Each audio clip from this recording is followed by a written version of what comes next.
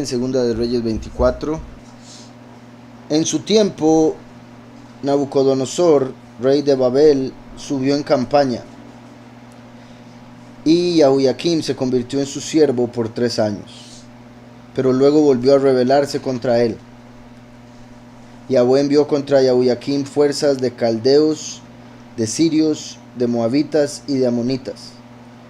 Las envió contra Yahudá para que la destruyeran, conforme a la palabra que Yahweh había anunciado por medio de sus siervos los profetas.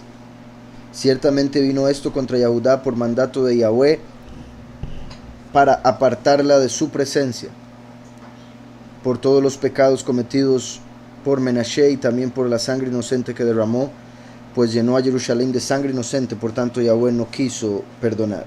Por un lado, o sea, en lo que respecta a nombres y números, vean cómo menciona ahí 3 años y después se revela, como siempre, ¿verdad? 3 años, 3 años y medio es el tiempo que duran los 2 testigos predicando.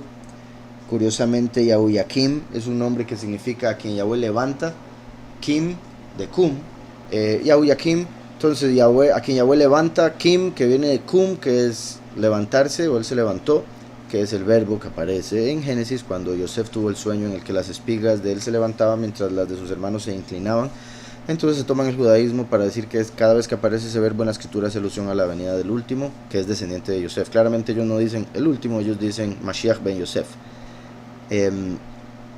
Entonces, curioso que menciona ahí 3 años, menciona a Yahoiakim, a quien Yahweh levanta, menciona a Nabucodonosor, el rey de Babel, y vemos en Apocalipsis que Babel es una representación de la religión que engaña al mundo entero, la gran ramera de Babel, siendo Babel confusión, puesto que fue en Babel donde se confundieron los lenguajes.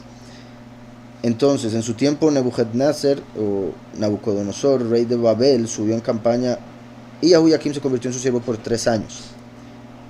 Pero luego volvió a rebelarse contra él. Yahweh envió contra Yahoiakim fuerzas de caldeos, de sirios, de moabitas y de amonitas. Las envió contra Yahudá para que las destruyeran, conforme a la palabra que Yahweh había anunciado por medio de sus siervos los profetas. Como habíamos visto en capítulos anteriores, Yahweh había prometido que esto iba a pasar, por lo que hizo Menashe, no el patriarca, sino el rey que hubo, que fue malísimo.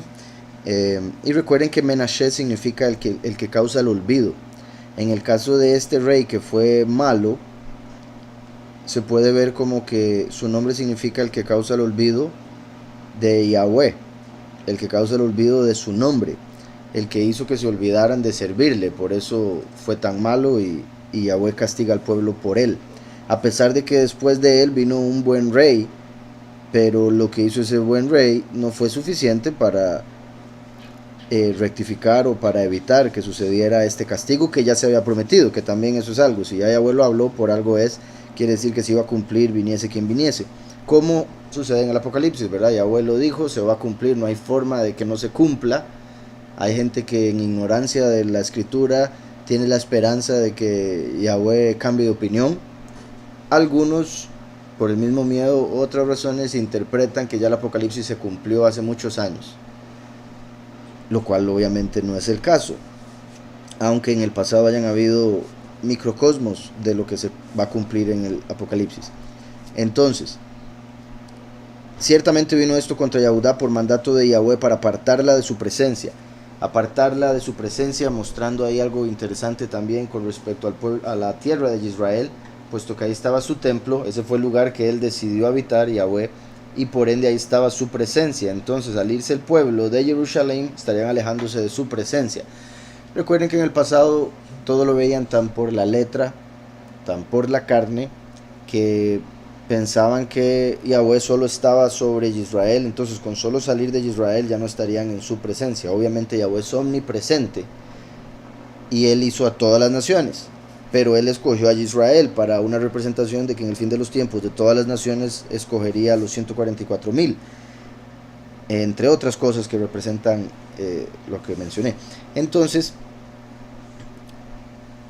es por eso también que Naamán, cuando Yahweh lo sana de la lepra, se lleva un poquitito de tierra para hacer un altar propio en su casa y así adorar en ese pedacito de tierra, puesto que él pensaba que por adorar en ese pedacito de tierra estaba adorando al verdadero poderoso de Israel, puesto que había traído tierra de Israel. Obviamente, aunque no tengamos tierra de Israel, estamos conectados con Yahweh a través de Yahushua, que también recuerden que Yahushua dijo, destruyan el templo y yo lo levanto en 3 días, puesto que estaba hablando de su cuerpo.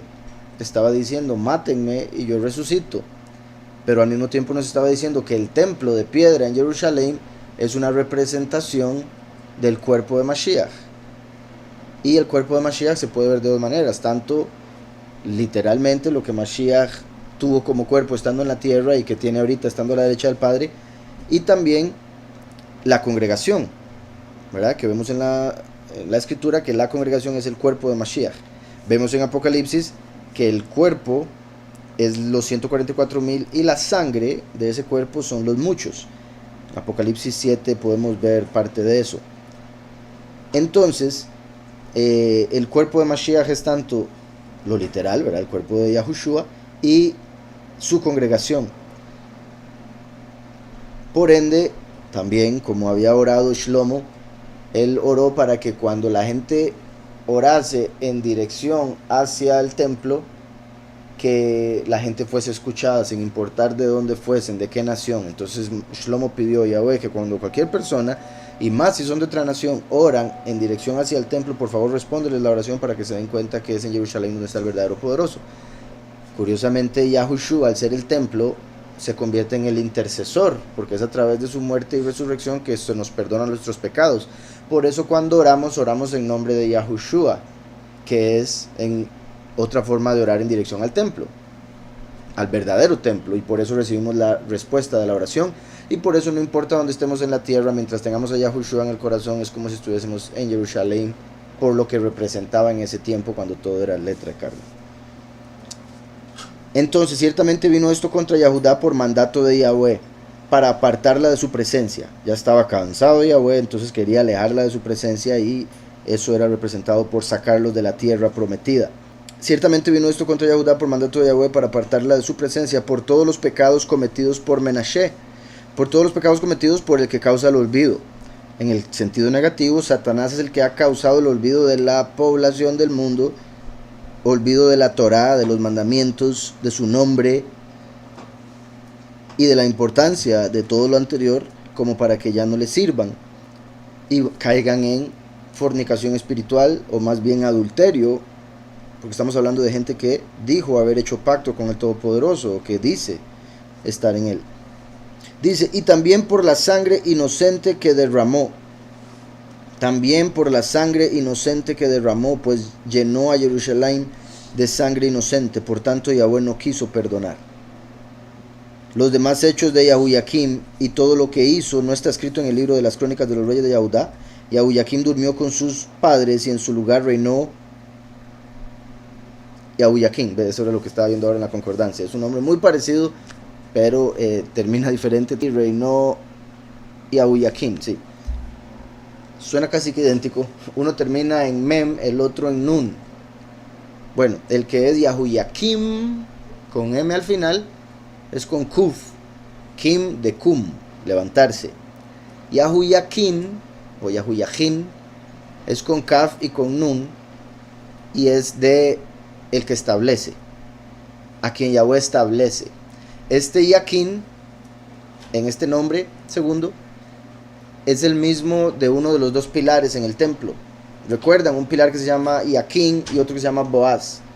Yakin representa a Yahushua HaMashiach, el que vino a establecer el reino. Boaz representa al último. Entonces aquí tenemos este nombre que es muy parecido. De hecho, aquí lo ponen idéntico en esta escritura. Espero para ver si estoy yo equivocado o es. No, lo ponen con C y con Q. Pero bueno, es. Si ponen Joacim y Joaquín. Entonces, los demás hechos de Yahuyakim y todo lo que hizo no está escrito en el libro de las crónicas de los reyes de Yahudá. Yahuyakim durmió con sus padres y en su lugar reinó Yahuyakim, su hijo. El rey de Egipto nunca más salió de su tierra, porque el rey de Babilonia se apoderó de todo lo que era suyo, desde el río de Egipto hasta el río Éufrates. Aquí hay un comentario que dice: después de su triunfo sobre los egipcios y sobre el resto de las tropas asirias en la batalla de Carquemis, Nabucodonosor pasó a ser el dueño indiscutido de los territorios situados al oeste del río Éufrates. Entonces, me parece interesante en este texto que acabamos de leer cómo pasa, ¿verdad?, de un nombre Yahuyakim a Yahuyakim, dos nombres muy parecidos con significados diferentes, similares también, pero son diferentes. Yahuyakim de Cum se conectaría con el último cuando viene a predicar por 3 años y medio, como los 3 años que estuvo ahí, después se reveló, como cuando lo matan en los 3 años y medio, ¿verdad?, por rebelde. Exacto, el que se levanta en el fin de los tiempos, como también profetiza Daniel 12:1, y a través de quien Yahweh manda el castigo de las plagas por haberse olvidado, Menashe, del nombre, del Padre, de los mandamientos, etc. Una vez que matan al testigo como Moshe, cuando este resucita se hace uno con Yahushua, ¿recuerdan? Y ahí es donde entra Yahuyakim, porque Yakin es Yahushua, representa a Yahushua, como diciendo: aquel a quien Yahweh levantó, Yahweh lo estableció. Pero una vez que lo establece es porque se hizo uno con Yahushua, que es Yakin. Como, o sea, Yahweh, el último viene como la última manifestación de Yahweh en la tierra. Al unirse con Yahushua, que es Yakin, se hace el nombre Yahu Yakin. Y vamos a ver, el rey de Egipto nunca más salió de su tierra, porque el rey de Babilonia se apoderó de todo lo que era suyo, desde el río de Egipto hasta el río Éufrates. ¿Verdad? Ahí donde va a ser en ese tiempo el nuevo orden mundial, los últimos 3 años y medio, las últimas 7 plagas postreras. Egipto y Babel se conectan con la confusión espiritual en la que está el mundo hoy en día. Y en el Éufrates, el Éufrates, curiosamente, ¿verdad?, que funciona como una frontera, pero también es el río mencionado en Apocalipsis cuando habla de que se va a secar, y ya se ha secado, ya se ha cumplido en parte de esa profecía. Uno de los ríos más grandes que ha habido en la historia humana, y ya está casi seco. Se van a escapar de ahí, bueno, no escapar no, pero se les va a abrir 4 ángeles caídos que están ahí encerrados, se les va a soltar del Éufrates para que destruyan gran parte de la población del mundo. De hecho, una tercera parte durante la 6ª trompeta. Hay un video, no sé si alguno lo ha visto por ahí, de una gente que está en el Éufrates. Bueno, hay un video de cómo el Éufrates se está secando, pero hay otro video donde hay una gente en el Éufrates y hay como un hueco, así como una cueva que va por el fondo, y había gente grabando, me imagino que con un teléfono, y empiezan a oír sonidos como de quejidos dentro del hueco, muy extraños, como o sea, los conectan con esos ángeles caídos que están ahí encerrados, que están a punto de escaparse, bueno, salirse. Y me parece, al menos, no sé si fue que me dejé llevar por la edición del video, pero por la edición del video me parece que ese hueco donde se oían esos sonidos antes estaba tapado por agua, como el río ha ido bajando, entonces ahora quedó ese espacio ahí, y ellos tuvieron acceso. Entonces el Éufrates, también dice la escritura, además de que se va a secar para que los que van a ir a pelear en la guerra Armagedón puedan hacerlo, pasando en sandalias, bueno, caminando en sí por el Éufrates. Entonces dice: Yahuyakin tenía 18 años cuando comenzó a reinar, y reinó en Jerusalén 3 meses. Claramente era muy poco para reinar, pero se conecta a los 3 meses con los 3 años anteriores. Ahorita vamos a ver más al respecto, pero también lo del 18. Recuerdan que el 18 es el valor numérico de la palabra Jai, que es viviente o vivo, como Yahushua resucitó, volvió a la vida un 18 de Aviv. En el 23, que fue el que leímos la semana pasada, dice: en el año 18 del rey Yoshiyahu se celebró aquel Pesaj. Entonces vimos ahí ese 18 conectado con el Pesaj más grande que se había celebrado desde el tiempo de los jueces, ¿verdad?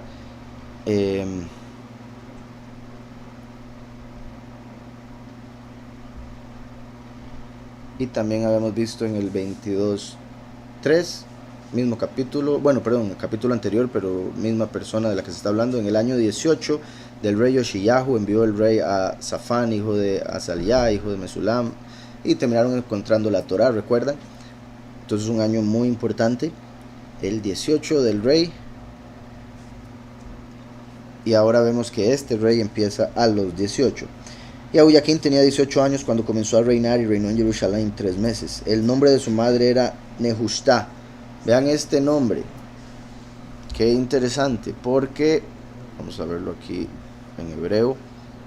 Nehushta está en el verso 8. Varios nombres aquí, de hecho. Bueno, el Natán, a quien el poderoso regala. Nehushta significa bronce o cobre, algunos lo traducen como cobre. Recuerdan que Nehoshet es bronce. Nehushta viene siendo lo mismo, pero es como agarrar una letra y devolverla. Y se parece mucho, como pueden escuchar, a Nehushtan. ¿Se acuerdan que Nehushtan fue la serpiente que hizo Moshe en el desierto y que los israelíes empezaron a adorar como un ídolo? Entonces Yahweh mandó a Hizkiyahu, el rey, a que la destruyera. Como expliqué en ese capítulo, Segunda de Reyes 18, Hizkiyahu, Ezequías, representa el último, y Nehushtan, la serpiente de bronce, representa el ídolo que hicieron en la apostasía, que supuestamente representa al falso, supuestamente representa al Mesías en el madero, pero en realidad es el falso Mesías, puesto que no es el verdadero. Entonces, lo que hoy en día conocen como el crucifijo, que está en muchas iglesias y que la gente adora, y lo que hace es provocar celos espirituales, como también aparece en Ezequiel 8, con respecto, hablando de Tamuz, y después la imagen que causa celos que van a poner eventualmente en el templo, y que la gente ya ha puesto en su templo, puesto que el templo es el cuerpo humano y la gente tiene en su mente esa imagen puesta, ¿verdad? Porque cuando cierran los ojos y dicen Jesús, aparece esa imagen. Y digo, ¿verdad? La gente que adora con ese término Jesús, que ya tiene una imagen unida a él. Entonces, curioso que la madre se llamara Nehushta, la madre de Jehoiaquín, y el Natán, que como dije, a quien Yahweh regala. Vamos a ver aquí cómo lo ponen. A quien Yahweh ha dado o regalado. Entonces, aquel a quien Yahweh estableció para dar la instrucción de Shalom, eso es Jerusalén, aquel a quien Yahweh estableció para dar la instrucción de Shalom, si lo vemos solo como bronce, ¿verdad? Sería a través del bronce o cobre, que indicaría la apostasía, puesto que la apostasía está directamente relacionada con Grecia, que es representada por el bronce. En Daniel vemos que el bronce, en la estatua que vio Nabucodonosor en su sueño, curiosamente Nabucodonosor, que es el rey del que se está hablando acá, Nabucodonosor vio un sueño donde vio una estatua que estaba separada en metales. La cabeza era de oro, representaba Babilonia, el pecho y brazos de plata representaba a los persas, después el estómago de bronce representaba a Grecia. Entonces vemos que el bronce está conectado con Grecia. Grecia es de donde viene la apostasía. De hecho, la palabra apostasía es griega. Y también Cristo, también evangelio, también cristiano, también otro montón de términos son griegos.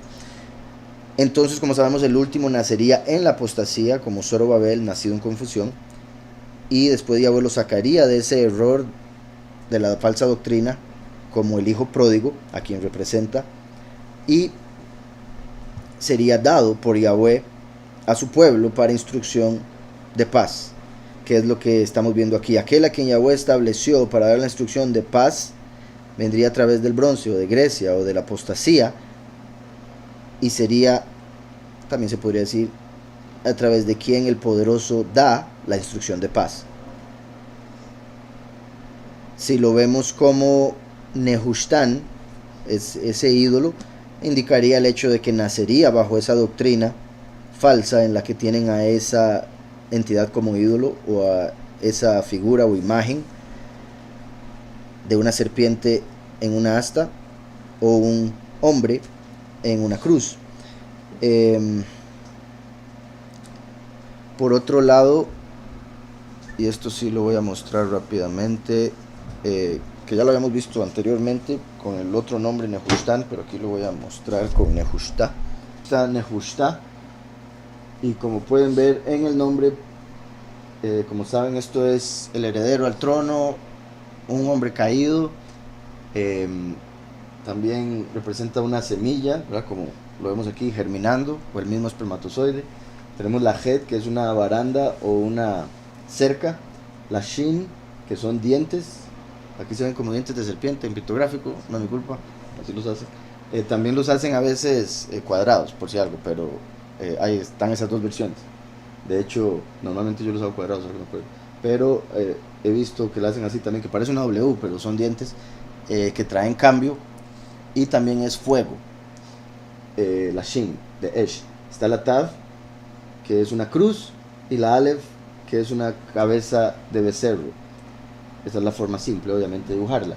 Entonces, tenemos que el que descendió como heredero al trono para traer protección, cobertura y cambio a través de la cruz o el madero en el que fue colgado, siendo el primero que nos da la fuerza a través de la cual todo lo podemos, Mashiach. En lo que respecta al último, siendo la Tav, la última letra, se puede ver como el que cayó como hijo pródigo, descendiente de Nun, hijo de Yosef, de Efraín, vendría como un muro de protección, que también lo vemos en la escritura proféticamente, siendo el fuego consumidor que sellaría a los últimos en el fin de los tiempos con la doctrina de Mashiach, que murió en el madero, siendo el becerro que muere en Yom Kippur. También se podría decir el hijo pródigo descendiente de Nun, que vino como muro a proteger a la congregación, siendo el fuego consumidor que será inmolado por fuego como el becerro de Yom Kippur. Y ahora fue que me devolví, pero con fuego será inmolado como el becerro de Yom Kippur. ¿Estamos? Y vean qué curioso, porque esto es Noah, Noé. Y del último se dice que la venida del Hijo del Hombre sería como los días de Noah. Entonces podría decir, Noah vendrá como heredero al trono, como el hijo pródigo, para protección, como en el arca de los escogidos, siendo el fuego consumidor que va a ser inmolado, que en fuego va a ser inmolado, como el becerro de Yom Kippur. O sea, no se puede como el hijo del hombre. Ajá. Un hijo de hombre. Sí. Sí, detrás de eso, ¿verdad? Se puede ver como la misma semilla del hombre. Y el hecho de caído también, porque el hombre cayó, ¿verdad? En el pecado. Con todo eso en mente, ese Nehushta se puede conectar con ambos, primero y último. En lo que respecta del último, bueno, ya lo acabamos de ver. Y decía, entonces, aquel a quien Yahweh estableció para dar la instrucción de paz,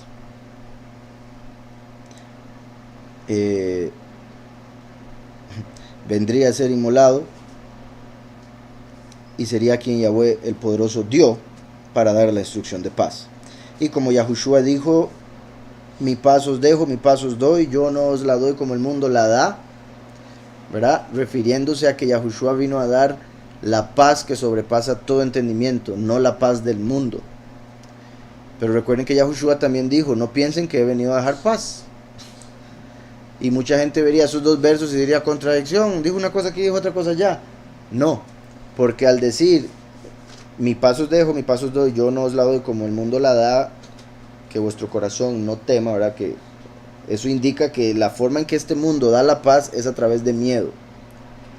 Diciéndole tenga miedo, no salga de la casa, tenga miedo de todo lo que pueda en la vida, para que haga todo lo que el gobierno le dice, para que se quede queditito, etcétera, etcétera. Entonces, Yahushua nos da paz que no da miedo, que no provoca miedo, nos da paz a través de lo que Él hizo, y es la paz que sobrepasa todo entendimiento, es una paz espiritual, interna, que por más que todo se esté cayendo alrededor, uno está tranquilo porque sabe que hay algo que Yahweh está haciendo con todo eso, que hay un plan, que hay un propósito para todo, que todas las cosas son para bien de aquellos que aman a Yahweh, etc. Entonces, la paz que dejó Yahushua es la interior, la espiritual. Pero cuando él dijo, yo no vine a dejar paz, él estaba hablando de la paz mundial, la que mucha gente espera, pero no entienden que sin paz espiritual, ¿de qué les sirve tener paz afuera? Es como una persona, ¿verdad? Hay personas que están en la cárcel siendo más libres que un montón de gente que está afuera, ¿verdad? Hay otra gente que está afuera y es más prisionera que gente que está, bueno, la misma situación, en la cárcel. Ahora, obviamente puedo entender y imaginarme, ¿verdad?, estar en esa situación, pero no hay duda que es una realidad. Y uno lo puede ver, ¿verdad?, en la sociedad, que hay mucha gente atrapada por sus inseguridades, por sus miedos, como lo acabo de explicar con Yahushua lo que dijo, complejos, etc. Entonces, Yahushua al decir que nos da paz, se refiere a la paz espiritual, pero por otro lado dice, no vine a dejar paz, vine a dejar espada y fuego, porque lo que vino a hacer Yahushua iba a provocar contienda, porque el que no creyera en Yahushua se iba a pelear contra el que sí cree. Entonces eso trajo división, como una espada divide en el mundo, pero los que sí creen reciben la paz interior. Como siempre digo, lo que uno cumple literal, el otro lo cumple espiritual. Como Yahushua cumplió la paz espiritual, entonces la paz literal la cumple el último. Por eso es que en Jeremías profetiza y dice, cuando se manifieste el profeta que profetice paz y esa paz se cumpla, ese es el profeta que Yahweh envió. Ese verso se puede entender de dos maneras. Una, como un poco sarcástico, como el hecho de que nunca ha habido profeta que profetice paz. Siempre ha sido, viene guerra, viene castigo, viene esto, viene lo otro. Y los que han salido diciendo paz, paz para el pueblo, han sido profetas falsos, que decían lo que la gente quería oír. Pero llegará en el fin de los tiempos, llegaría un profeta, el profeta como Moshe, que diría, una vez que se cumplan estas plagas va a haber paz. Y esa paz sí se va a cumplir. Entonces eso va a mostrar que él sí es el que Yahweh envió. Cuando Yahushua vino y esperaban esa paz de él, él les dice, no, yo no vine a dejar paz. Él básicamente dijo, no, yo no soy el último, yo soy el primero. Y el primero iba a provocar la división, de la cual habla también Malaquías 4, cuando dice que se manifestaría antes del día de Yahweh Eliyahu, para volver los rostros de los padres hacia los hijos y los hijos hacia los padres. ¿Por qué? Porque Yahushua lo habría separado antes. Los padres estarían contra los hijos contra los padres. Entonces, dos tipos de paz, interna, externa. La interna la trajo Yahushua, la externa la trae el último. Porque sin la interna de nada sirve la externa. Y Yahweh hace las cosas en orden. Entonces, por eso lo que mencionaba con respecto a la instrucción de paz que el poderoso dio, puesto que aquí el Natán, a quien el poderoso dio, y Jerusalén la instrucción de paz, la cual vendría también a través de la muerte de Yahushua el primero y del último, como lo que representa el nombre Nehushta, además del fin de los tiempos, cuando estarían adorando a Nehushtan. Pero Yahweh daría paz en medio de toda esa guerra. Si vemos que la que se llamaba Nehushta era la madre. Y como sabemos hoy en día en la doctrina falsa, donde adoran a Nehushtan, adoran a una supuesta madre, que como habla la escritura, la gran ramera es la madre de todas las abominaciones. Eso es interesante porque según la escritura la congregación escogida no tiene hijos y los va a tener hasta el puro final, estando virgen, como dice Apocalipsis 12. Entonces, esto a mí siempre me ha parecido muy interesante, el hecho de que muchos católicos dicen la madre iglesia. No se dan cuenta de lo que están diciendo, porque la iglesia que es madre en la escritura es la gran ramera, que tiene un montón de abominaciones como hijas. Entonces, qué curioso que ahí es la madre, la que se llama Nehushta, que es esa gran ramera, la que enseña de Nehushtan, ¿verdad? Y la pintan como un bebé, que según ellos es el Mesías, pero como ya he dicho una y otra vez, no es así.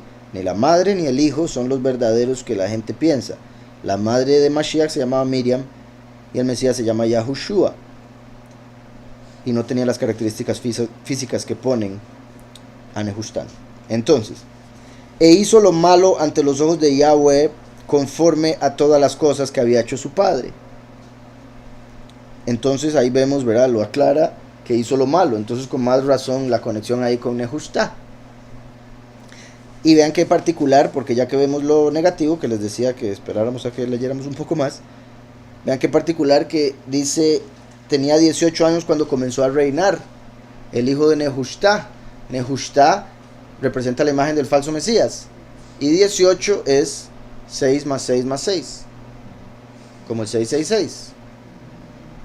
Y cuando aparece este 18 y esta Nehushtan, inmediatamente después de los 3 años y un poquito en el que se reveló aquel a quien Yahweh levanta. ¿Sí me explico? Y su muerte, como dando a entender, se levantará uno a quien Yahweh envía, predicará por 3 años, a los 3 años y medio lo van a acusar de rebelde y lo matan, y entonces se manifiesta Nehushtan, el 666, 18. Muy particular eso, Nehushtan, 18, 666. Y viéndolo en el aspecto negativo, a quien Yahweh establece, Yahuyaquín, es interesante también, se conecta con Tesalonicenses, un verso que a mí la verdad me gusta mucho, pero sé que para los del mundo es muy negativo. Segunda Tesalonicenses 2:9. El advenimiento de este impío, que es obra de Satán, irá acompañado de hechos poderosos, señales y falsos milagros, y con todo engaño de iniquidad para los que se pierden, por cuanto no recibieron el amor de la verdad para ser salvos. No recibieron el amor de la verdad para ser salvos. Por un lado, en el aspecto de cada persona, desde el punto de vista de cada individuo, viene siendo porque esa persona no utilizó el libre albedrío para escoger lo que era bueno, lo que era verdadero. No recibió amor por la verdad, escogió la mentira, sería el punto. Pero es curioso que dice recibió amor, porque al final Yahweh es amor y es Yahweh el que nos da todo. Entonces, por las acciones de las personas, por las acciones, pensamientos, palabras, no reciben de Yahweh el amor necesario para creer en la verdad. Porque recuerden que nadie revela quién es el Hijo, sino solo el Padre, y a quien el Padre se lo quiere revelar.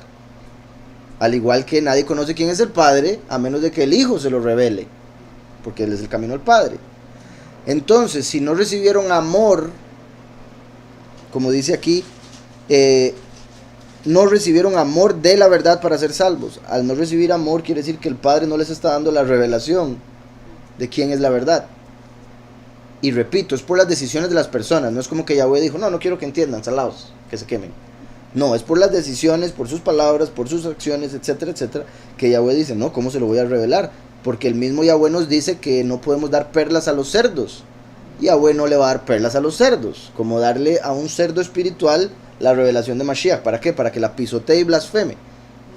Entonces, Yahweh no lo hace de manera, no le da la revelación, eso quiere decir que no permite que entiendan. Pero sí tenemos nosotros el trabajo de ir y decirles, porque así va a haber testimonio en contra de ellos. Si uno le predica a alguien, la persona lo recibe, bendito Yahweh, porque ahora esa persona es un familiar más, es una persona más de la congregación, un alma que se salvó, por ende un mundo entero que se salvó. Pero si esa persona no acepta, pues es por su propia voluntad que Yahweh le regaló el libre albedrío para no aceptar. Y también estamos haciendo el trabajo, incluso si no aceptan, porque ahora hay un testimonio en contra de esa persona. En el juicio final se le va a decir, ¿por qué no creyó? Y la persona va a decir, a mí nunca me dijeron. Y le van a decir, no, sí, ¿se acuerda de esta persona? Y ahí llega uno, ¿verdad? Yo le dije. Entonces ahí es donde la persona va a ser que torta. Entonces, dice, no recibieron amor de la verdad para ser salvos. O sea, no recibieron de Yahweh lo necesario para reconocer la verdad, para poder tener salvación. Por esto, porque no aceptaron la verdad, por no aceptar a Yahushua, por esto Yahweh les envía un poder engañoso. Aquí no dudo los impíos que no tienen amor de la verdad, malinterpretando todo, puesto que no tienen el espíritu, entonces no van a entender la escritura, diciendo, uy, ¿cómo es eso? Es Yahweh, qué malo. Es Yahweh el que envía el poder engañoso.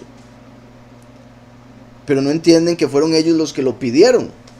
con sus acciones y sus obras. Si uno rechaza la verdad, ¿qué es lo que está pidiendo? Mentira. Si Yahweh dice, yo aquí estoy para ustedes, y la gente dice, no, no lo queremos, quiere decir que quieren al otro. No es que haya otro como Yahweh, me refiero al enemigo, al contraste en este mundo, la oscuridad.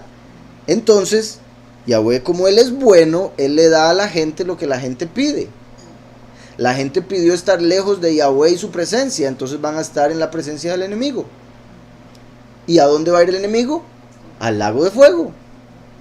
Entonces están pidiendo irse a meter ahí. Y después no le van a poder echar la culpa a nadie más que a sí mismos. Está claro todo eso. Es muy duro, pero es una realidad. Entonces dice, por esto Yahweh les envía un poder engañoso para que crean en la mentira. Como no creyeron en la verdad, cuando se manifieste la mentira van a creer en la mentira. Porque es lo uno o lo otro. Nadie puede montar dos caballos, como habíamos hablado, ¿verdad? Nadie puede adorar a dos poderosos. Amará a uno y odiará al otro. Entonces, por esto Yahweh les envía un poder engañoso para que crean en la mentira, a fin de que sean condenados todos los que no creyeron a la verdad. A fin de que sean condenados todos los que no creyeron a la verdad, sino que se complacieron en la injusticia. No solo no creían a la verdad, se complacían en la injusticia. O se puede decir que es lo mismo, lo uno y lo otro. Porque el que no le creyó a Yahushua se complació de que lo sacrificaran. Y eso fue una injusticia, porque nunca había pecado, ni pecó, ni pecará. ¿Sí me explico? Entonces el que rechaza la verdad, acepta la injusticia. Y Yahweh detesta la injusticia. Y por ende aquella persona que hace injusticia y está de acuerdo con la misma. Entonces, e hizo lo malo ante los ojos de Yahweh conforme a todas las cosas que había hecho su padre. Entonces vemos que Yahuyaquín, a quien Yahweh levanta, incluso si hablamos del falso Mesías, sí, Yahweh permite que se manifieste. ¿Por qué lo deja levantar? ¿Por qué lo deja establecerse? A quien Yahweh establece era Yahuyaquín. ¿Por qué deja Yahweh que se establezca como Salvador del mundo siendo el falso Mesías? Porque la gente mandó a matar al verdadero Salvador del mundo. Entonces con esa acción estaban pidiendo al contrario, el falso. E hizo lo malo ante los ojos de Yahweh conforme a todas las cosas que había hecho su padre. Y por ende, si vemos a el falso Mesías como si estuviese hablando de él acá, entonces su padre sería Samael,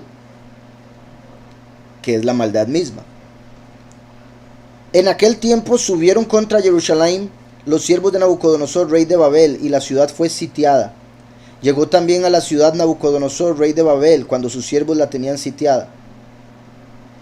Entonces Yahuyaquín, rey de Yahudá, junto con su madre, sus siervos, sus príncipes y sus oficiales, se rindió al rey de Babel en el 8º año de su reinado. En el 8º año de su reinado, el rey de Babel lo tomó prisionero. Al rey de Babel, en el 8º año de su reinado, el rey de Babel lo tomó prisionero. Entonces, cuando Nabucodonosor tenía 8 años en el reino, se llevó o conquistó, tomó Jerusalén, y al rey que llevaba 3 meses en el reino, Yahuyaquín. Después sacó de allí todos los tesoros de la casa de Yahweh y los de la casa real, tal como lo había dicho Yahweh. Recuerdan que Yahweh había profetizado a través de Yeshayahu, Isaías, a Hizquiyahu, que todo lo que Hizquiyahu, Ezequías, le había enseñado a los de Babel, todo iba a ser llevado a Babel. ¿Verdad? Recuerdan, Ezequías le quiso enseñar todo en su reino, y Yeshayahu llegó y le dijo, ¿qué le enseñaste? Y él dijo, todo, no hay nada que no le haya enseñado. Dijo, bueno, pues todo eso será llevado a Babel. Aquí se cumplió. Vemos que Hizquiyahu no estaba, tampoco, o sea, ni siquiera estaba el otro rey justo que vimos, Yahuyaquín, Yoshiyahu, que vimos que era muy buen rey. Y digo eso porque Yahweh los guardó de tal sufrimiento, de ver la caída de Jerusalén, la tierra sobre la cual reinaron. Dice, después sacó de allí los tesoros de la casa de Yahweh y los de la casa real, tal como lo había dicho Yahweh. Rompió en pedazos todos los utensilios de oro que había hecho Salomón, rey de Israel, en la casa de Yahweh. Entonces dice, rompió en pedazos todos los utensilios de oro que había hecho Salomón. Qué interesante esto. Recordarán ustedes, espero, que muchas veces he mencionado que así como los pocos son el cuerpo y los muchos son la sangre, los pocos son el templo y los muchos son los utensilios que son usados en el templo para servir. Eso también lo vemos en Apocalipsis 7, como dije ahora, donde dice que los muchos que van a lavar sus ropas en la sangre del cordero van a servir dentro del templo. No solo la conexión con la sangre, sino con servir en el templo en vez de ser el templo. Sirven para algo dentro del templo. ¿Estamos? En vez de ser el templo. Igual que la sangre sirve dentro del cuerpo. Y recuerden que los muchos son las uvas que son cosechadas en Apocalipsis 14 y echadas en el lagar de la ira. Por ende se van a convertir en vino. El vino representa la sangre, por eso Yahushua levantó la copa de vino y dijo: esta es mi sangre del nuevo pacto que es derramada por los muchos, por los cuales se derramó la sangre, porque son las uvas con las que se hace el vino. El vino es la sangre de las uvas, como también lo dice Apocalipsis 14. Entonces vean qué interesante que después de los 3 años y algo, en el que aquel a quien Yahweh levanta, se revela y muere, representando el último que se levanta y matan después de 3 años y medio, que se levanta, cum, como el verbo de Yosef en el sueño. Bueno, y sé que ya lo he dicho mucho, pero bueno, Menashe, quien causa el olvido por todos aquellos que se olvidaron de Yahweh, de su nombre, de los mandamientos. Después de eso se levanta Yahuyakim. Ya lo positivo lo mencioné con respecto a ese nombre y los nombres que mencionan acá, pero en lo negativo sería que después de que matan al último se levanta el falso Mesías. Es establecido en la tierra el falso Mesías. De hecho, el ser establecido también es particular. Yahuyakim, a quien Yahweh levanta, a quien Yahweh establece.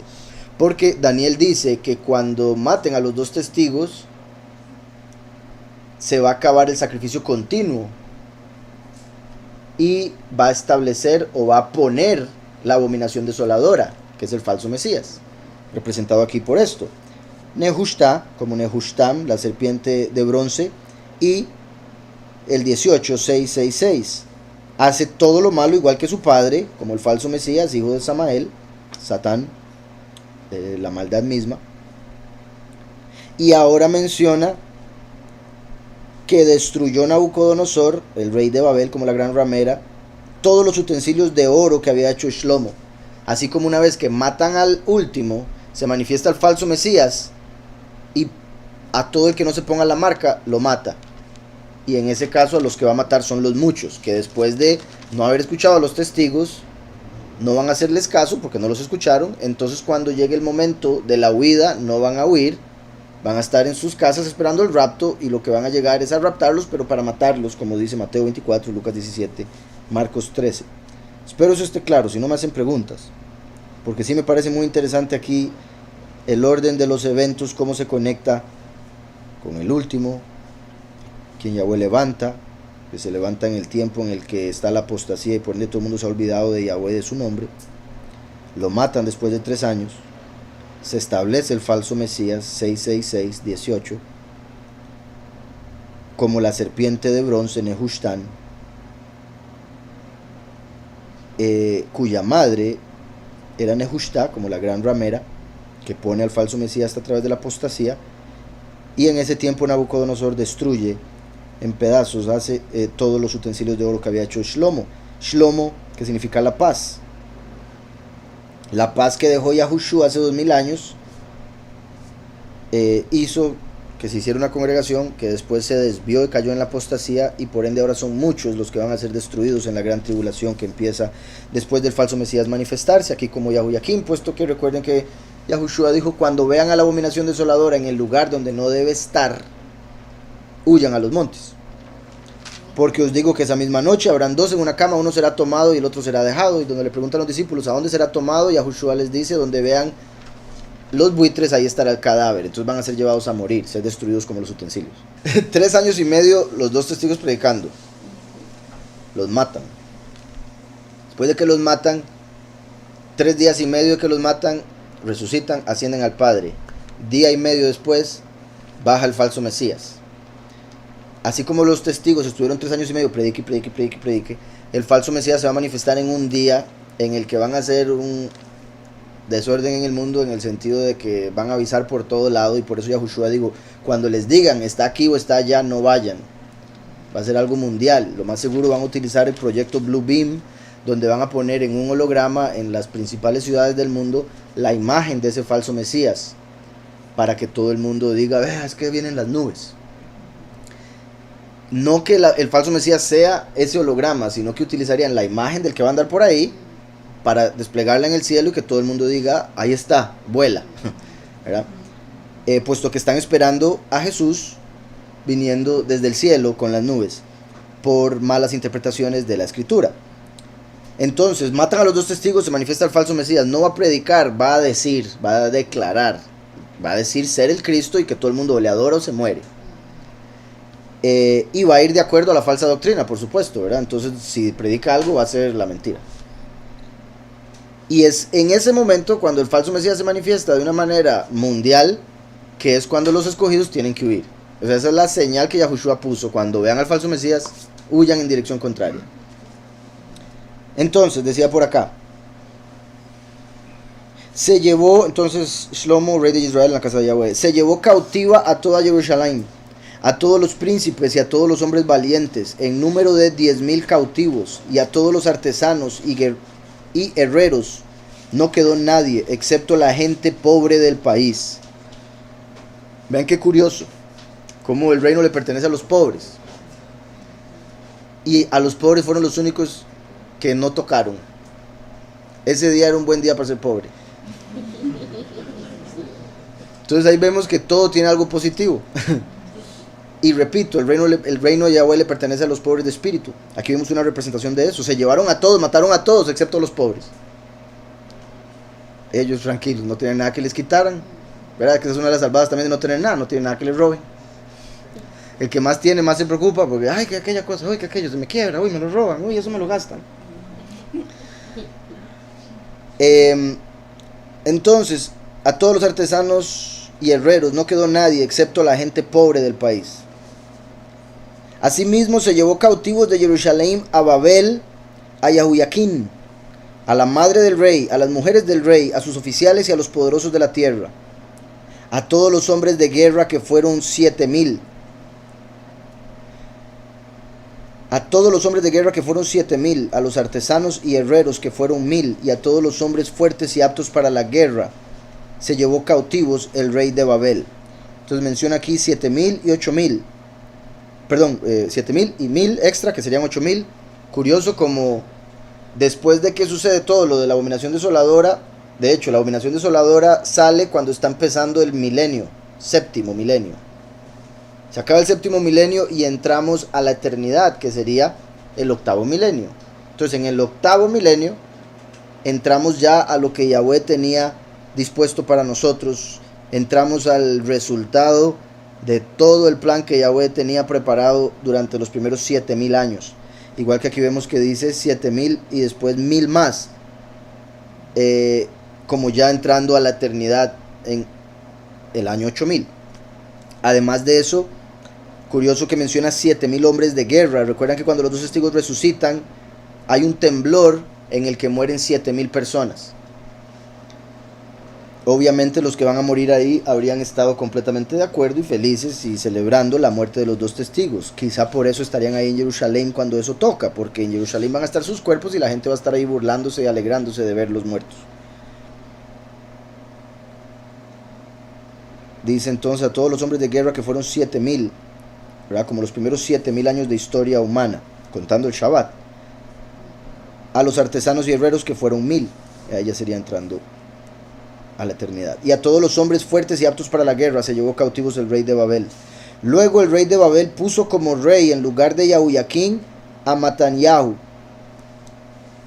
su tío, y le cambió el nombre por el de Sedequiahu. ¿Se acuerdan lo que mencioné en el estudio anterior acerca de Sedequiahu, que le sacaron los ojos eventualmente? La conexión con Shimshon y con... ¿Con quién más? Con Yosef, que lo amenazaron de sacarle los ojos. Bueno, Sedequiahu, como sabemos, significa la justicia de Yahweh, que se conecta con el último, porque el nombre, ¿verdad? Porque el último será llamado Yahweh Sidkeinu, Yahweh justicia nuestra, es el que trae justicia. Matanyahu sería a quien Yahweh regaló, a quien Yahweh dio.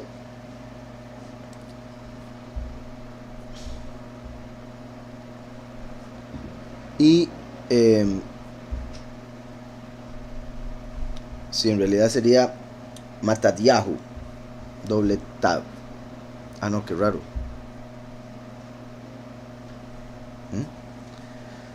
Bueno, sí, al parecer es Matan, pero sí, la doble tet, perdón, doble tav se pronuncia como una sola. Entonces, Matanya sería al parecer Matanya, a quien Yahweh regaló. Regalo de Yahweh. Y la conexión ahí de Matanya con Sedekiyahu tendría que ver con cómo el último es el deseado de las naciones, a quien Yahweh da, puesto que lo desean, como un regalo, la paz del mundo, la bondad de Yahweh, que se manifiesta a través de lo que el último hace. Y una vez que lo matan y resucita, queda establecido como la justicia de Yahweh, Yahweh Sidkeinu, nuestra justicia.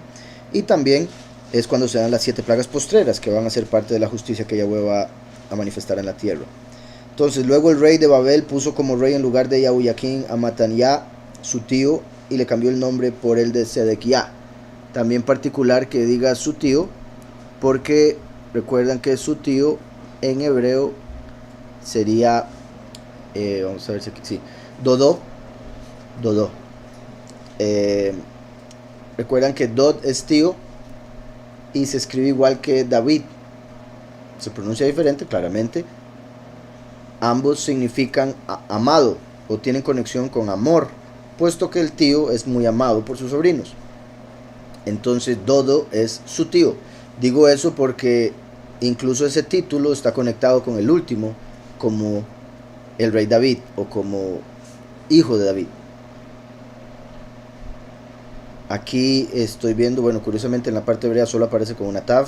En la concordancia era donde estaba con 2 tavs, por si algo. Entonces dice, y el rey puso como, bueno, dice Matanyá, Dodó, Tachtaiv en vez de él, y le cambió el nombre a Sidkiyahu. Aquí está Sidkiyahu, sí. Sidkiyahu, aparece ahí como Sedequías, tenía 21 años cuando comenzó a reinar y reinó en Jerusalén 11 años. 21, valor numérico de Eye, yo seré. El nombre de su madre era Hamutal, hija de Yimyahu de Libna. Hizo lo malo ante los ojos de Yahweh conforme a todo lo que había hecho Yahuyakim. Vino pues la ira de Yahweh contra Jerusalén y Yahudá hasta que los echó de su presencia. Después Sidkiyahu se rebeló contra el rey de Babel. Entonces era malo ante Yahweh y también ante el rey del mundo del momento. Era rebelde en todo aspecto, ¿verdad? Se rebeló contra Babel y por eso le sucedió lo que le sucedió, que veremos más adelante. Lo del 21 obviamente de Eyel lo mencioné por la conexión de Matanyá y Sidkiyahu con lo que dije del último. Y bueno, voy a ver rápidamente Hamutal y Libna. Álamo. Y Hamutal, el suegro es protección. Hamutal, sí, de hecho ahí está también la palabra rocío. Entonces, ¿el suegro es protección o el suegro del rocío?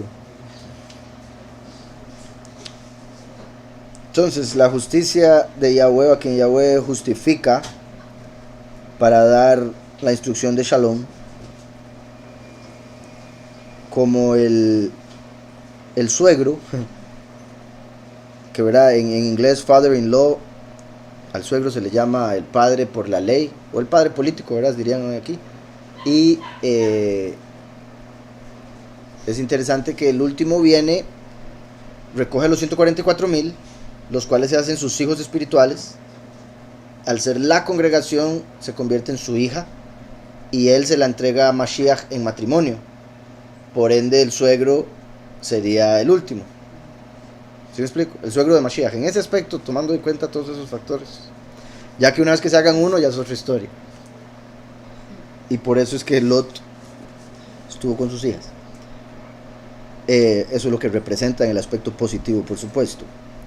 Entonces, qué interesante que diga, aquel a quien Yahweh justifica o a través de quien Yahweh trae la justicia para dar la instrucción de paz, es el suegro que protege, quien baja como el rocío, a quien Yahweh designó, Yemyahu, como un árbol, como el álamo.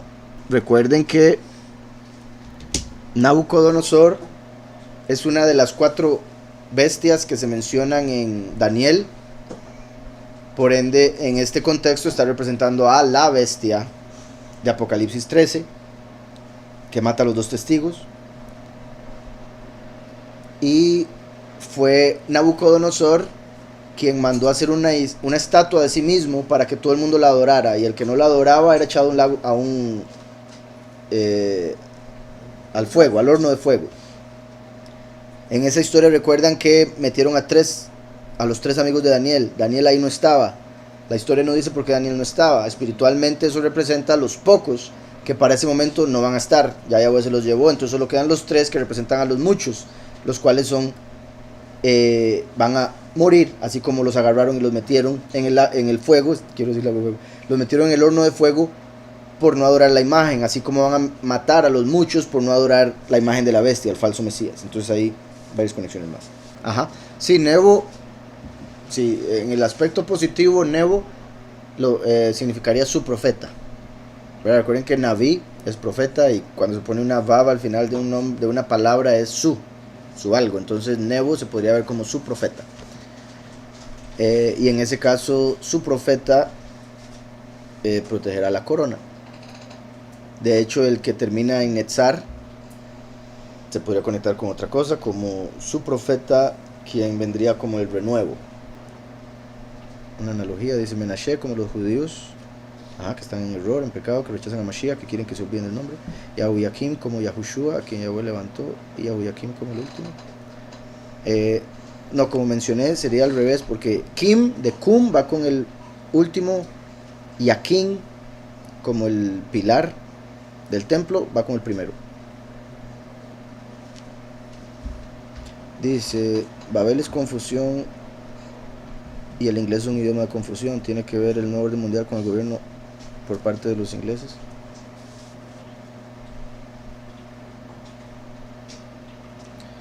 O sea, tiene que ver con el hecho de que el inglés viene siendo como la lengua universal del nuevo orden mundial. Tiene que ver con el poder que ha tenido esa lengua en el fin de los tiempos y cómo la han utilizado para programar y engañar a la humanidad también. Segunda de Crónicas 36:9 dice: 8 años tenía Yahuyaquín cuando comenzó a reinar, y reinó 3 meses y 10 días en Jerusalén, e hizo lo malo ante los ojos de Yahweh. Entonces el problema es que en una dice 18, en la otra dice 8. Entonces una de dos: o en una agregaron 10 o en el otro los quitaron. ¿Sí me explico? Los escribas, por supuesto.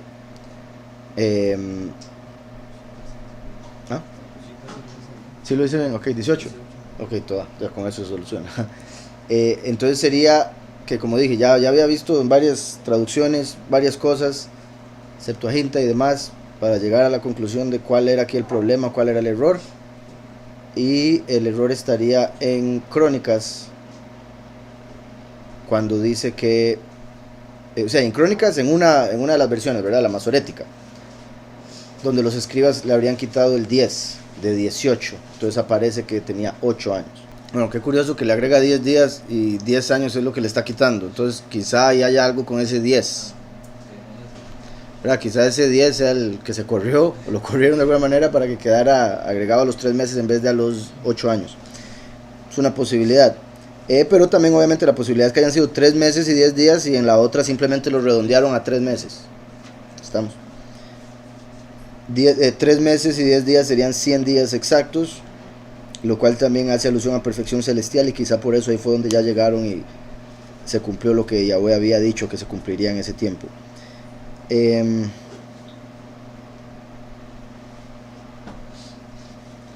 y sí, si no me equivoco, cuando había revisado esto, había visto una lista también de los años que había reinado cada uno y la edad en la que habían empezado, y todo calzaba en orden con 18 años en vez de 8.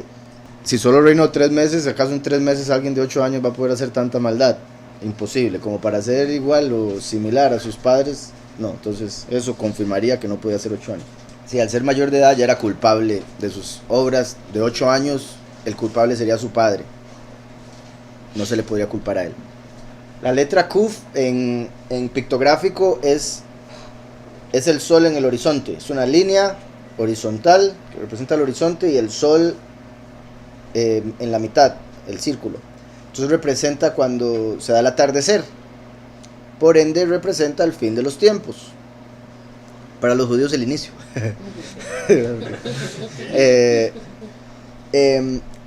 Y es que interesante porque sí lo interpretan como fin de los tiempos, pero con su calendario no iría, pero bueno. Entonces, la Kuf representa tiempo, principalmente el fin del tiempo. Y aquí estamos viendo todo el reflejo que había en este capítulo con el fin de los tiempos. Y esto le sucedió a Yahoiaquín a los 3 meses y 10 días de su reino, que serían 100 días exactos, como dando a entender cuando llegó el fin, se cumplió esto, que es una representación del fin de los tiempos. La letra Kuf, valor numérico 100, la cantidad de días que había reinado. Y sí, en realidad con eso de lo malo que fue, hizo lo malo ante los ojos de Yahweh, pues es claro que tenía 18, no 8, como la versión de los masoretas en Crónicas lo tiene. Entonces los escribas ahí cometieron un error y quitaron el 10 del 18. Y hay otras formas en las que se puede eso verificar o confirmar. Pero sí, bueno, hay varios detalles que confirman, o varias formas en las que se le puede llegar a la conclusión de que fueron los escribas que sacaron esa palabra, lo más seguro por error, puesto que no tiene sentido provocar un error que se vea como contradicción para los que no creen. Mientras que los judíos normalmente lo que quitaban era por otras razones. Vemos como Yahoiaquín a los 18 era tan malo y se lo llevan como prisionero o esclavo para Babel. Así como a los 18 años estaba Yosef como esclavo en Egipto, pero siendo el apartado, todo lugar donde estaba era bendecido y él mismo era bendecido con autoridad, incluso en el exilio. Bueno, si se le puede llamar exilio a esa primera parte. Entonces espero haya quedado claro la diferencia de este capítulo con Crónicas. Sin duda un error de escriba. Course, lo que leyó de Tesalonicenses 2.8 también se puede ver en Daniel 8.23 al 26. Al fin del reinado de estos, cuando los transgresores lleguen al colmo, se levantará un rey altivo de rostro y entendido en enigmas. Su poder se fortalecerá, mas no con fuerza propia, causará grandes ruinas, prosperará, actuará arbitrariamente y destruirá a los fuertes y al pueblo de los apartados. Con su sagacidad hará prosperar el engaño en su mano, en su corazón se engrandecerá y sin aviso destruirá a muchos. Se levantará contra el príncipe de los príncipes, pero será quebrantado aunque no por mano humana. Ok, aquí sí se conecta en cierta forma, o sea, la principal parte que se conecta es hará prosperar el engaño en su mano. Porque aquí está hablando de la bestia. En Tesalonicenses también habla de la bestia, pero se enfoca en el falso Mesías. Esto tal vez confunde a algunos, porque en el cristianismo han interpretado que la bestia es el anticristo. Pero cuando vemos en la escritura, poco a poco, paso a paso, nos damos cuenta que la bestia es el líder mundial que va a establecer al falso Mesías. O sea, va a poner, y es que también parte del error por el que en el cristianismo llegan a esa conclusión, es porque ellos ven la imagen de la bestia, como ya les dije, como solo un holograma, o como una imagen en el tele, o como una estatua, o como algo que va a representar a la bestia. Pero en la escritura vemos que la imagen de la bestia no solo es hecha, sino que se le da aliento para que hable y mate a todos los que no la adoran. Entonces la imagen de la bestia va a buscar adoración, y si no los mata. La imagen de la bestia es llamada la abominación desoladora. Abominación es un sinónimo de ídolo, desolador, de destrucción. es el ídolo que destruye. Toda la vida la humanidad ha buscado hacer ídolos de todo tipo y han hecho imágenes de hombres X para inclinarse ante ellos, adorarlos, darles besos y todo eso, pero hasta el momento siempre han sido imágenes que no se pueden mover, ni hablar, ni ver, ni escuchar, ni caminar, etc. Ahora, con la tecnología y el conocimiento de la genética, tienen la capacidad de hacer un cuerpo humano. Entonces hasta ahora tienen la capacidad de hacer un ídolo que hable, camine y etc. Y va a matar, desolar a todos los que no lo adoren como el Cristo. Entonces la abominación desoladora es un ídolo que va a poder destruir. La imagen de la bestia, recuerden que cuando Yahweh Elohim hizo al hombre, dijo hagámoslo a imagen. El cuerpo es la imagen que uno ve, porque no puede ver el alma y el espíritu, es invisible en esta realidad. En esta realidad la imagen es el cuerpo. Y Yahweh le dio aliento a Adán, el cual entró por su nariz y él se levantó y empezó a hablar y le dio nombre a todos los animales. En Apocalipsis 13 dice que después de hacer la imagen de la bestia se le va a permitir infundirle aliento a la imagen de la bestia para que hable y mate a todo el que no lo adore. Entonces el anticristo va a ser la abominación desoladora, el falso Mesías.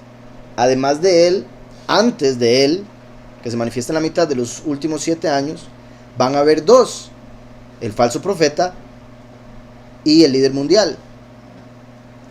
Entonces se van a levantar el líder mundial y el falso profeta, que van a empezar a engañar al mundo, un líder político, un líder religioso, y después ellos dos, trabajando juntos con su gente, van a presentar al falso Mesías y todo el mundo lo va a aceptar porque se les ha enseñado otra cosa y porque para ese tiempo van a haber matado a los dos testigos, a quienes van a acusar de falso Mesías y falso profeta.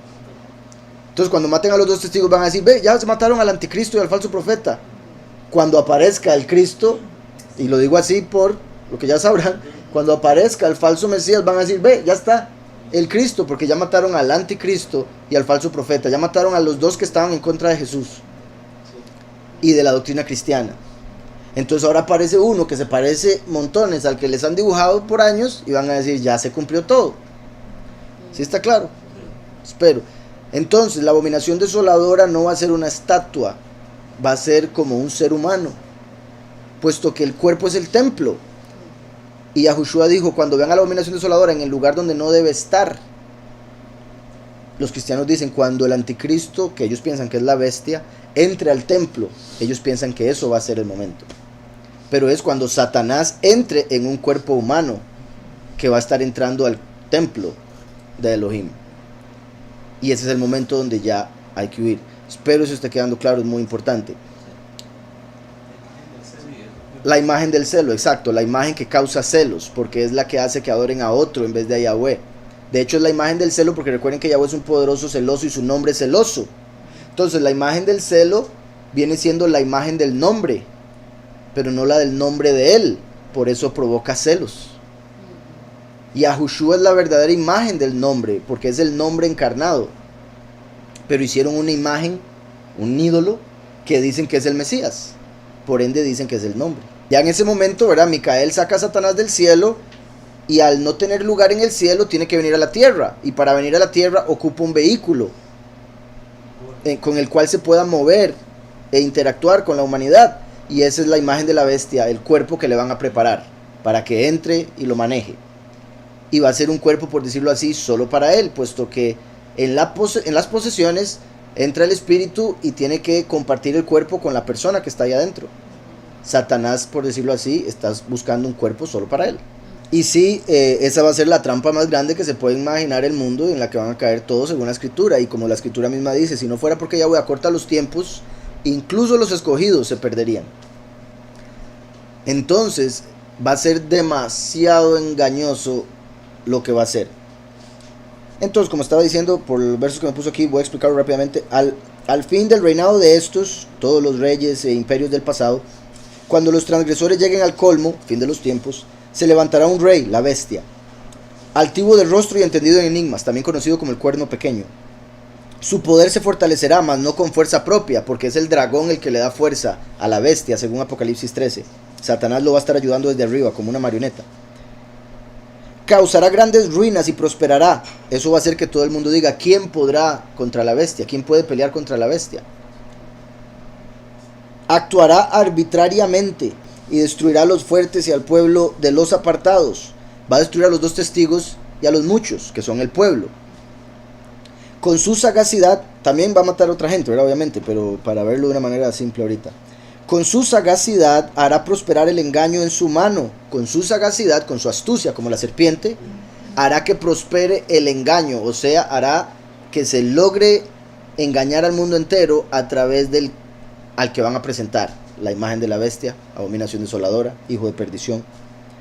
¿Se acuerdan lo que vimos ahora en Tesalonicenses que decía que la manifestación de este es obra de Hasatán?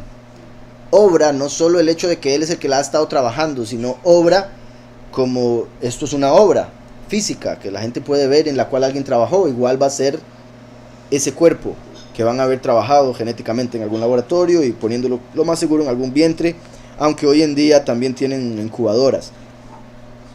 En su corazón se engrandecerá y sin aviso destruirá a muchos. Eso se puede ver claramente como la muerte de los muchos. No va a avisar, simplemente va a llegar a matarlos a todos. Por eso Yahushua dijo, cuando vean a la abominación desoladora, huyan, porque no va a haber aviso más que la manifestación del falso Mesías. Sin aviso destruirá a muchos. Se levantará contra el príncipe de los príncipes. Esto es un verso importantísimo. Entonces estoy aprovechando que nos pusieron a leerlo aquí para explicarlo.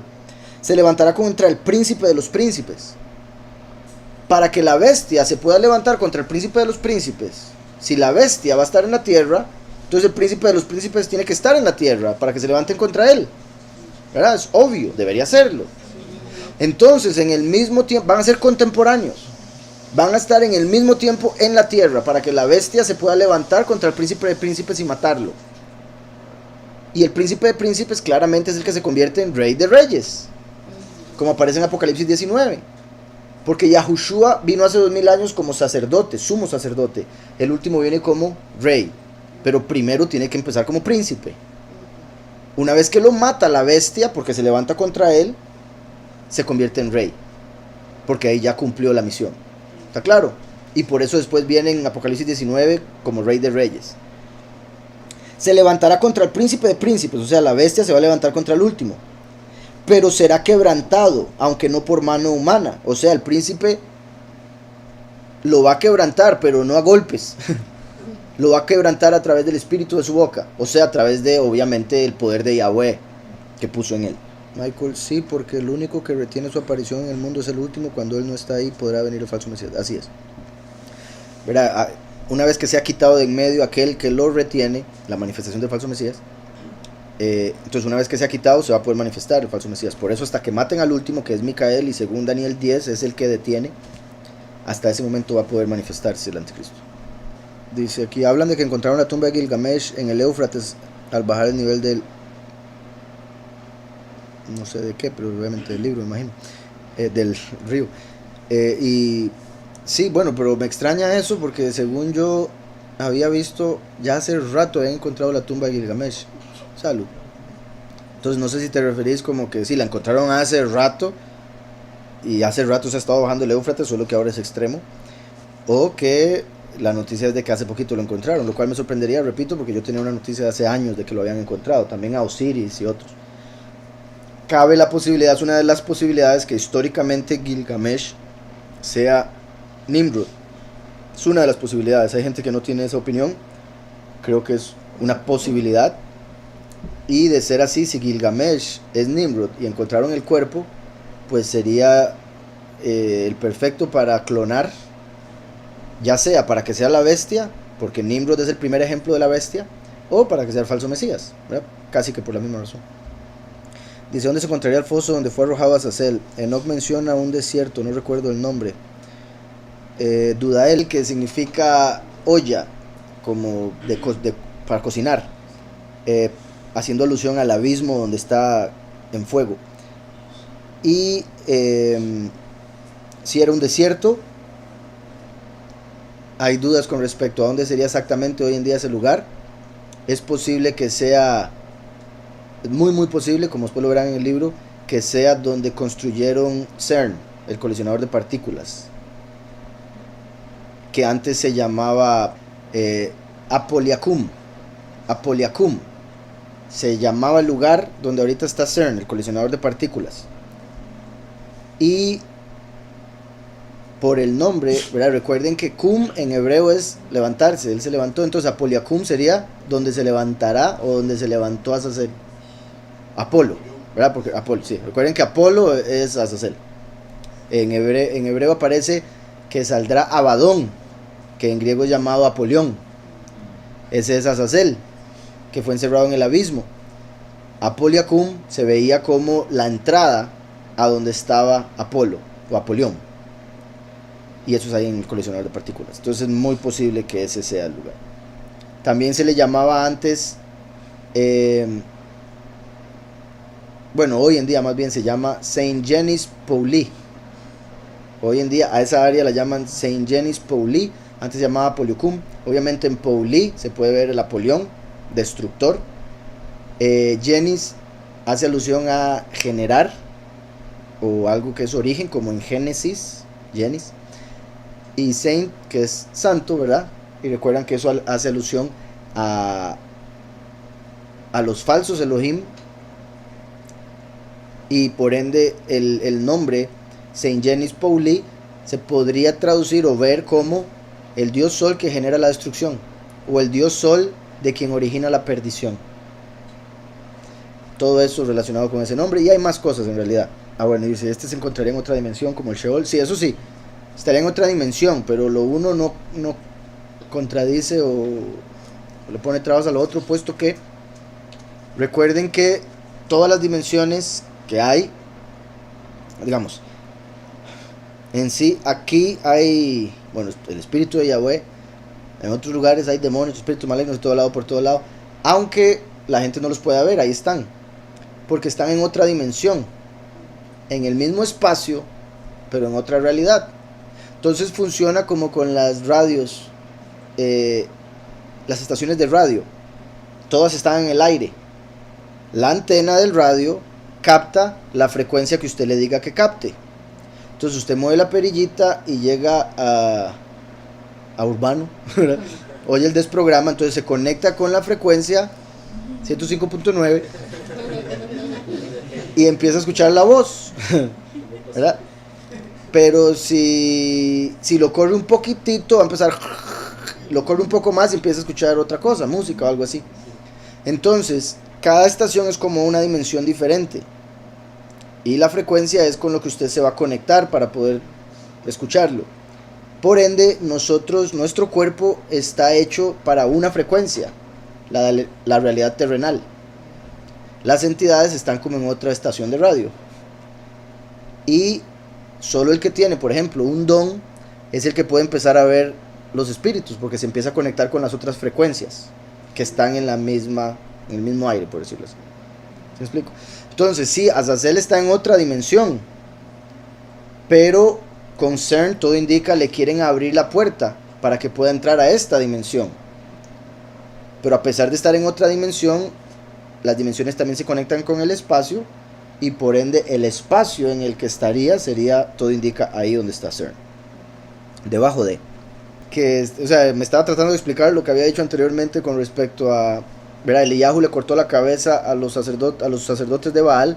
Ahora le van a cortar la cabeza a los que no aceptan a Baal, los que no aceptan al falso Mesías. Entonces sí hay un contraste ahí. Y sí, Eliyahu claramente viene a predicar contra eso, y por eso lo van a detestar. Sí, bueno, también, ¿verdad? Es que uno cuando es niño está como conectado con más frecuencias. Después, entre más se va haciendo viejo, más se va como metiendo en una sola frecuencia, la terrenal. Como que se va estableciendo o reafirmando, por decirlo así.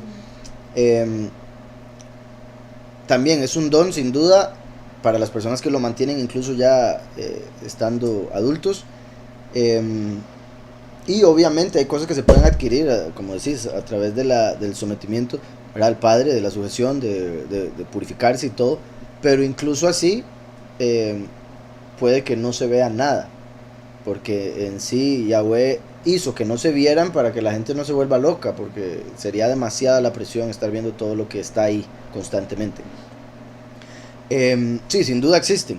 Ahora, hay diferentes tipos: demonios, espíritus malignos y ángeles caídos, además de los positivos, ¿verdad? Me estoy refiriendo a los negativos. Y digamos, los términos que utilizaste fue draconianos. Draconianos o dracones. Ok, sí, por otro lado, ¿verdad? Bueno, sí, serían draconianos en el sentido de que sirven al dragón. Ujú. Pero con lo que decía ahora, espíritus malignos, demonios, ángeles caídos, están conectados con esos tres satanes que he mencionado. El dragón es Lucifer, Heilel. Aunque Samael se puede ver como un dragón, pero es un dragón marino, Leviatán. También es visto como el león que anda rugiendo viendo a quien devorar. Pero sí, sin duda existen, ahí están. Y hay una infinidad de tipos, similar a como hay una infinidad de animales, criaturas, insectos, peces o criaturas del mar que aún algunas quizá ni hemos conocido. Entonces, así como hay diversidad de animales, insectos y todo tipo de criaturas, así los hay de entidades en los cielos, en la tierra y debajo de la tierra. Ezequiel, el cuerpo me suena a un robot, una inteligencia artificial. Hace un rato vi un video donde decía que la inteligencia ya tenía su propia imagen, holograma que lo representa. Y la computadora cuántica le tienen puesto como la bestia, así le dicen, por la gran capacidad que tiene. Ok.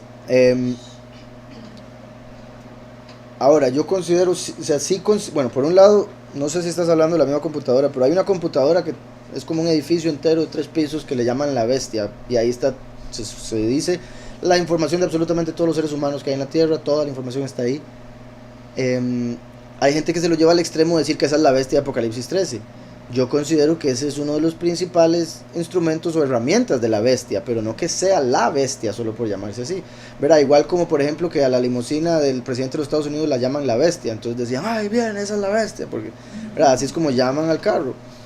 Entonces esa computadora la llaman la bestia. Ahora, hay computadoras cuánticas que, como he dicho, son como ouijas, puesto que se conectan con otras realidades, reciben información de otras realidades, no saben de dónde viene la información, pero la aceptan como verás. Alguna obviamente la confirman como así, como correcta. Y se dice que son, bueno, que tienen un sonido similar al de un corazón palpitando, que necesitan estar en un lugar súper frío. Entonces hay varios detalles que los hacen, que hacen pensar a muchas personas que es como casi algo vivo. No dudo que la bestia vaya a utilizar la computadora cuántica, pero no considero que él sea una computadora. Por otro lado, no dudo que utilice la inteligencia artificial, como lo he mencionado, pero quizá estilo similar a lo que he mencionado con respecto a cómo cuando le pongan la marca de la bestia a la gente va a estar conectada con la computadora y van a estar siendo manejados con inteligencia artificial que tenga la computadora. La bestia sería o tendría una conexión con la computadora y con toda esa información a través de inteligencia artificial y computación cuántica. Pero no que sea así como un robot, adóreme o lo mato, ¿verdad? No que vaya a ser así o que vaya a ser metálico. Y lo digo porque si hay gente que lo espera así. Y de hecho ahorita hay una religión, están haciendo una religión de inteligencia artificial. 2 hombres y una mujer son los que la empezaron. Me parece que eso hasta el propio lo hicieron, ¿verdad? Porque es como Dios, Jesús y María. Ahora, no creo que vaya a tener tanto auge o poder como ellos desearían y como algunos piensan, porque creo que algunos piensan que eso podría llegar a ser la religión mundial y es el anticristo. Porque están, o sea, la idea de ellos es a través de la inteligencia artificial llegar a ser un Dios que les aconseje qué deberían hacer y que todo el mundo debería hacerle caso, porque esa inteligencia artificial va a ser más inteligente que cualquier ser humano según su parecer. Entonces, de que hay cosas que se están armando, sí, sin duda. Pero sí, yo no creo que vaya a ser literalmente un robot. Sí, según ellos, ¿verdad? Según ellos, buscaban la genética de Mashiach para clonarlo. Claramente ellos, bueno, porque también depende. Por una de las doctrinas que se inventaron de que Mashiach tuvo hijos con Miriam de Magdala, entonces esperaban conseguir hijos para agarrar de su genética y hacer un clon o hacer a alguien. Otros que esperaban que la sangre del manto de Turín tuviese su sangre, entonces agarrar esa sangre y poder clonarlo. Entonces hay varias cosas que han venido tratando, hay varias teorías que se han venido haciendo. Ahora, yo sí considero la gran posibilidad que sea un clon. o al menos hecho en el laboratorio de alguna manera, y después, o no sé si ya tendrán la capacidad, incluso en el origen, de conectarlo al sistema, a la computadora, como para que él pueda tener acceso directo, ¿verdad? Como si uno pudiera tener Google en la cabeza. Entonces, es decir, buscar tal cosa y la dice, ¿verdad? Ya todo el mundo, es que todo lo sabe. Algo así. Dice aquí, ¿dónde se situará el foso en el cual fue arrojado Shemhasa? Enoch menciona un desierto, o sería un lugar en otra dimensión. Bueno, Azazel fue puesto aparte, después el resto fueron puestos en otro lugar. Y digo eso porque recuerden que Azazel fue culpado de todo pecado en el mundo. Entonces, Azazel, a pesar de no ser el principal de todos, Shemhasa era el primer jefe. Azazel llegó a ser peor que Shemhasa en sus acciones. Por eso Yahweh lo culpa de todo pecado y lo encierra aparte. La última pregunta. Tengo una duda. ¿La séptima trompeta se daría en el octavo día de Sukkot? Eso es lo que parece indicar la escritura, sí. Ahora, usted lo llama octavo día de Sukkot. A mí no me gusta llamarlo octavo día de Sukkot, porque la escritura dice, celebrará Sukkot por 7 días. Y el octavo día será la asamblea octava. Entonces, eso es Shemini Atzeret. El nombre del octavo día es Shemini Atzeret, la octava asamblea. Sukkot, la escritura dice que dura 7 días. Entonces, el octavo día es algo extra, esa parte, pero sí, es ese día, todo indica.